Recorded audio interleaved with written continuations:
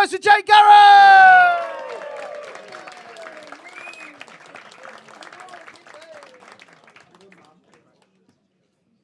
How are we? Everyone all right? Yeah, so a little bit of an introduction. I'll tell you a bit about me. My name's Jake Garrett. I'm 23. I'm mixed race. I'm aware I don't look it, but I'm half Amish. And I'm half gay. Yeah, I'm a little bit desperate, is the word. No, so I identify as bisexual. Basically means that I embody the mantra that any hole is a goal. Essentially what I'm saying is you're all in danger. No. I love doing that joke at loads of different gigs because it's great at places like this because it doesn't seem weird. And then I do it where there's like 2 or 3 people and it goes from you're all in danger to you're in danger. It's no. I've actually used the chat line once. I said to somebody, look, I think you're attractive. You think I'm attractive. Let's go somewhere private and figure out where things go. It worked, surprisingly enough, although I was asked to leave the nursery. No, not. It was a member of staff. Don't worry, it's a member of staff. No, I didn't go up to some kid with them toys where you've got to put the right shape in the right hole. I wasn't like, so little Timmy, what goes in this hole? No, it was a member of staff. But no, so for my day job, I work in a factory. It means I'm mainly surrounded by straight white middle-aged men. I know I'm the only member of the LGBT community that most of them have ever kind of spoken to. I know there's more letters to that, LGBT. I'll be honest with you, I'm a bit stupid and can't remember them all. So I actually condense it to something more personal to me. So I identify as part of the BLT community. Doesn't just mean I really like sandwiches. Partial to the odd foot long, but that's a different story. No, for me, it's bisexuals love takeaway. It's true. It's the only reason I started stand-up, to be honest with you. I already know the 3 McDonald's I'm going to on the way home. But no, I'm just laughing because I'm like, yeah, I might make that 4. But no, it's a common thing. People say bisexual people, we can't make our minds up. I don't quite know how to feel about that, but that one takes a second. But no, I get told a lot that I don't look gay. That's a weird one I get. People say things like that, and I don't really know where I'm going wrong. I wear jewelry. Sometimes I paint my nails. Sometimes I have a man hanging out the back of me. I'm doing all I can. I really am. But no, working in a factory, I get a lot of frequent questions off the guys. Main one I get, the lads will be like, so Jake, you're into men. What do you think? Yeah. Do you think I'm attractive? Would you fuck me? There isn't a correct answer to that.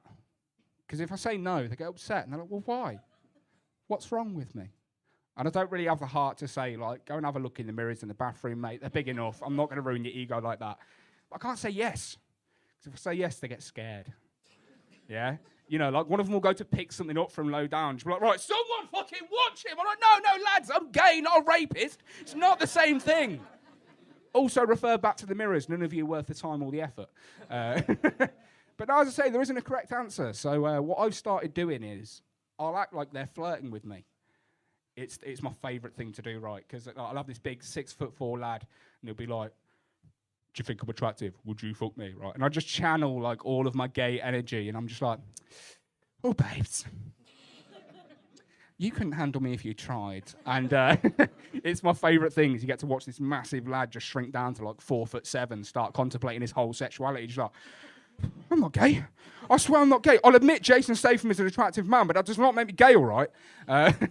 There's another one I get. People are like, so who are your celebrity crushes? Jason Statham, he's got to be up there.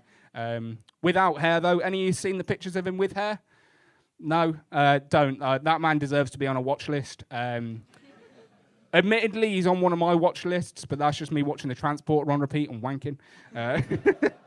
But no, I don't usually tell people straight away I'm bisexual. I like to really slip it in, catch them off guard.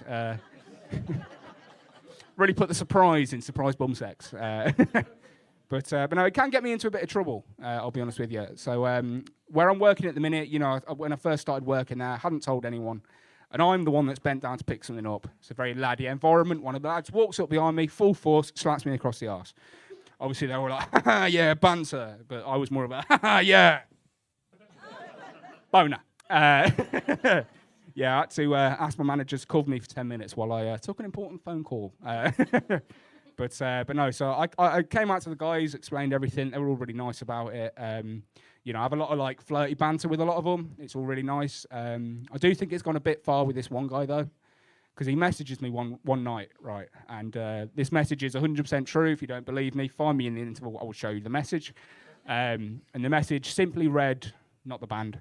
It said, "Since I got home, I've been thinking about you so much. This gay thing, I really would like to give it a try. So I tried to suck off a banana. It went so far down my throat I was nearly sick, so can I please be the giver in the relationship? I only got it 4 inches in. On the plus side, my arsehole smells of banana. Quite nice." 100% true. Now, when you get a message like that, you know, things start running through your head, you know. I'm a bit weird, so it wasn't the usual thoughts. For me, it was, why a banana? You know, of all the fruit and veg you could have used, like, you've got to make sure that is a ripe banana. Yeah, you don't want one that's gone a bit brown and mushy, been sat on the side for a couple of days. You're asking for trouble there, right? You know, international rules when it comes to putting fruit and veg inside yourself, it's a cucumber, innit? Yeah, you know, I should know. You get your cucumber, you do your business, put it back in the fridge in the staff room. Everyone gets extra salad cream. Don't worry, that is a joke. That is a joke, it's all fine. We don't have a shared fridge. I just have to resort to the old-fashioned method of just coming in their sandwiches. But no, so I've gone into work the next day after receiving this message, right? You know, I'm a bit on edge.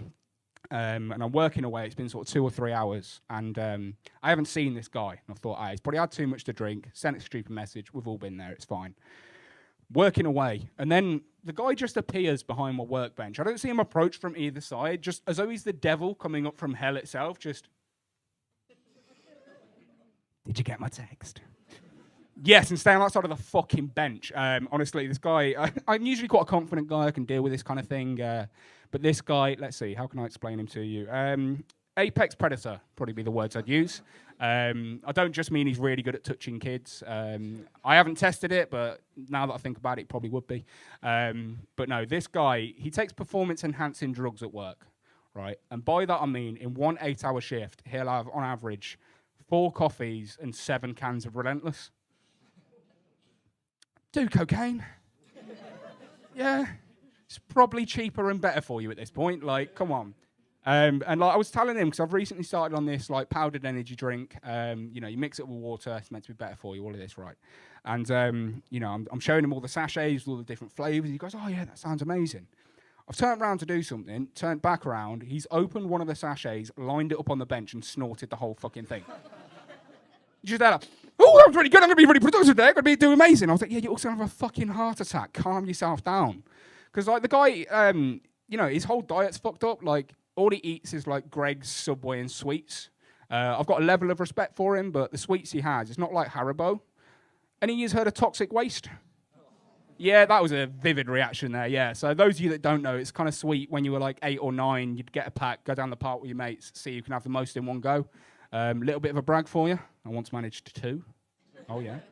But no, you know, this guy, his whole life is fucked, and I am a bit concerned. Not about him. If he dies, he dies. I ain't really that arsed. The issue I have is when he has his heart attack, if it happens when we're at work, I'm the first aider.